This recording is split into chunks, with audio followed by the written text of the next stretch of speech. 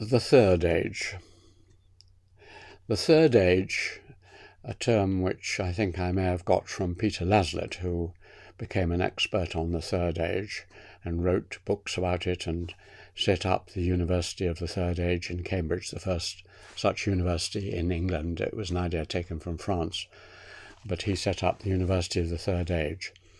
And his idea, which I have followed, was that the first age is the age of education and training. The second age is the age of employment and earning a living.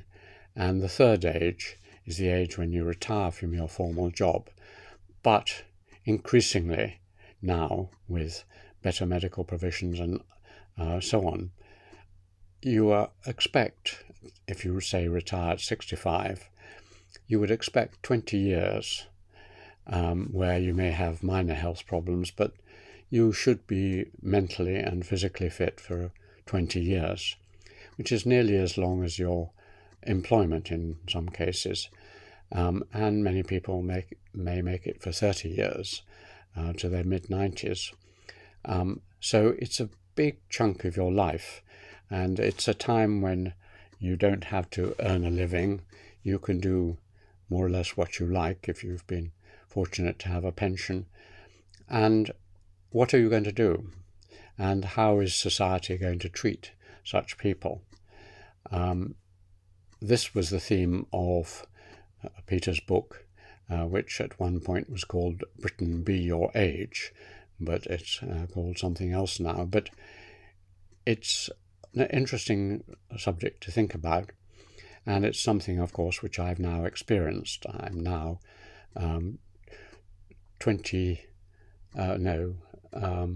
13 years into my retirement at the age of 67.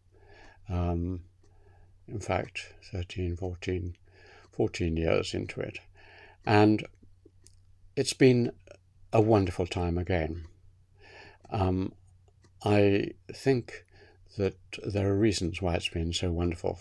Firstly, for an academic, there's a good chance that the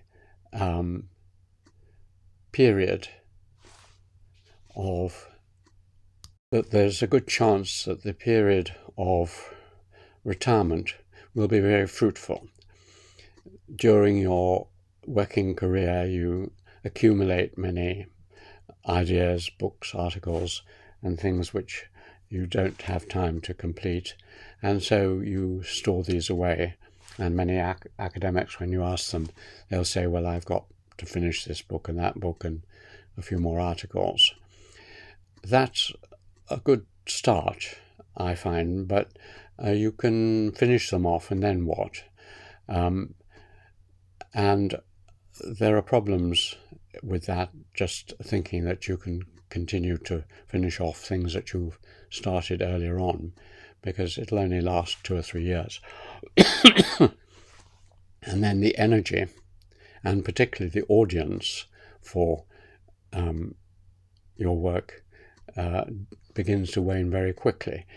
You soon realize, one of the things I realized with my retirement was that the automatic acceptance of your work for publication with university presses or reputable trade presses or in peer-reviewed journals, suddenly you are no longer in post. Your network begins to weaken, and you begin to get people saying, well, you're a little bit out of date, or you'll have to do a lot of work to this, or we're not sure under the huge pressures we've got that we can quite fit you in. So after my retirement, I found it much more difficult to get my work published, and so I actually self-published myself for a while with desktop publishers or on Amazon, and then set up a small press, Cam Rivers Publishing, with one of my students and colleagues, Zilan Wang. So you can't rely on that.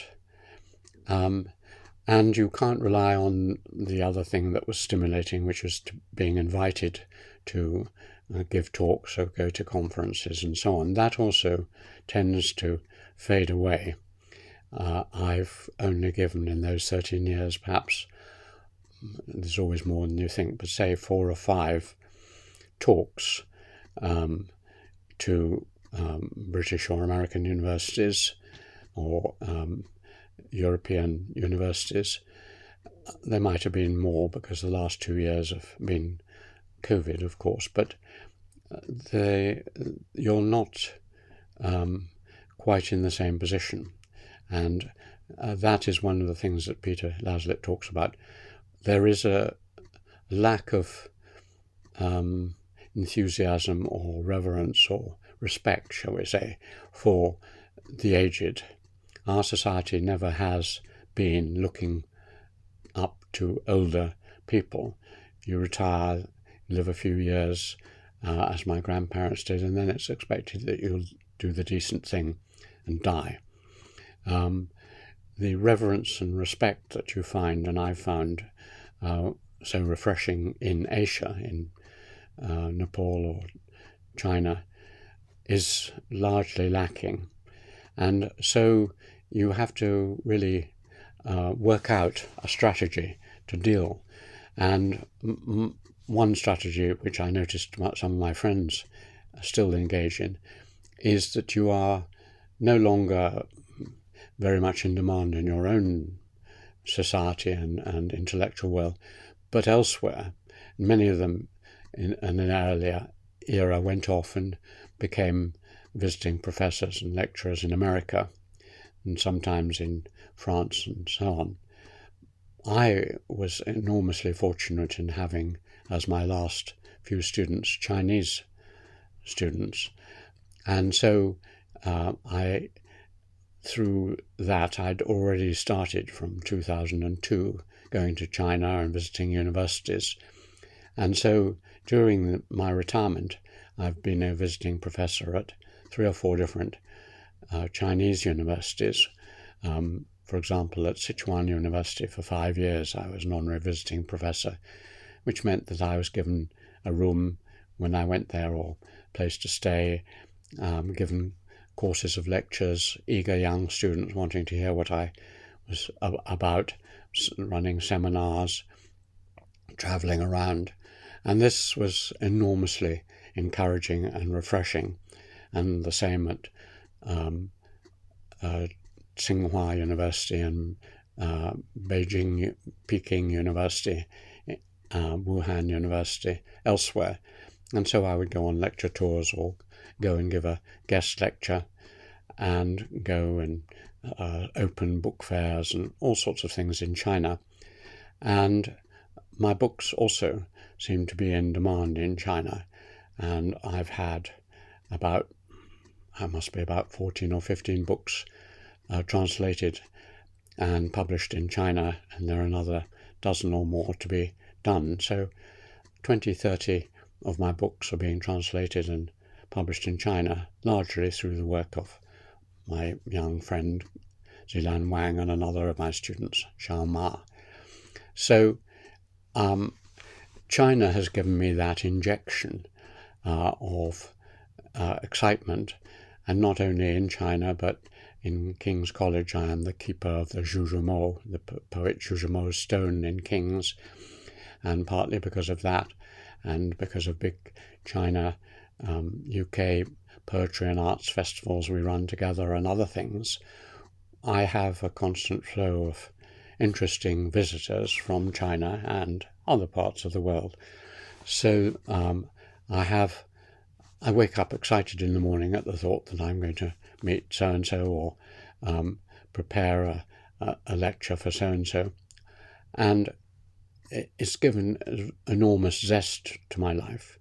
So through that, and also through the enormous good fortune of being at King's College, where they had the space and the tradition of allowing you to keep your room if you were contributing something to the college even after you had retired. So until, in fact, this month, when I'm moving to a slightly smaller room, but a very nice room further down the building, I've been in a lovely outer room in the famous Gibbs building, and there I could keep my all my associated knickknacks, Wittgenstein's poker and Dirac's radio, Keynes's wardrobe, Roger Fry's paintings, all these things around me, with copies of books to give away, and a lovely place to entertain visitors and hold small mini seminars. And so, and of course it's a club. I go in there and I see people I've known since I first came in 1971-72.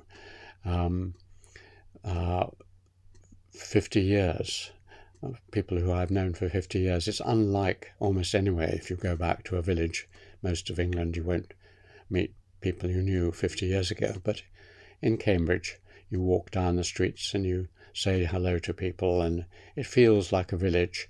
And King's still feels, with several dozen people I know there, as a sort of community of a kind, and special. So while I've not kept in touch at all with the department, I've moved my emotion and energies and written a number of books about Cambridge and what its history and culture are. So retirement in that sense has been wonderful, and also Sarah has flourished. She's been editing the wonderful letters and other materials left to me by my grandmother about my family, generations in various parts of the world, particularly early on with associations with Jamaica, and then later with India, Burma, China, Australia. And she's edited half a dozen volumes and published them, and we're working on further edited materials. So I know my ancestors largely through this period. And finally, it's been a period where I've learnt to know myself. I have always been interested in keeping materials, so I kept everything from the age of that I could from the age of 15. So I have 600 boxes of assorted materials, and retirement, when I knew, would be a time when I'd go through these and weed some of them out, keep others. And I tentatively started writing just before retirement an account of my early life in Dorset and at my first preparatory school. And this was so enjoyable and interesting and revealing about myself, a defragmentation of my memories and ideas, that I went on and did my public school in Oxford and the early period in India. So there were 9 volumes of autobiography, and then a 10th one about my life since I came to Cambridge. And that was perhaps half my time at retirement, and the other half was working on fresh ideas, trying to understand China and writing a book about it, trying to understand Japan and other places better, getting more involved in comparative and global and world history. And the summation of all this is a barn filled with 8,000 books here, and Sarah has another 12,000. And all these volumes of photographs, boxes of photographs, boxes of films, and many, many boxes of archives. And of course, the final touch is what is going to happen to all this. And it's always dangerous to predict the future, but the present plan is to donate everything to the University of St Andrews in Scotland, who seem keen on having all this. And they will put it together and keep it as a collection, maybe set up some small centre where people from different parts of the world can come and look at what is, in many cases, as in the cases of the films of 50 years in a Himalayan village, or the transition of China in the last 20 years, or other sets of films, as well as the 250 interviews of interesting people. All that is unique material, the most closely documented account of an academic, as far as I know, in the second half of the 20th century and the first 20 years of this century. So it's all on its way. I'm on it my way, and it's been a really lovely third age, as was largely Peter Laslet's. So this is dedicated to my friend Peter.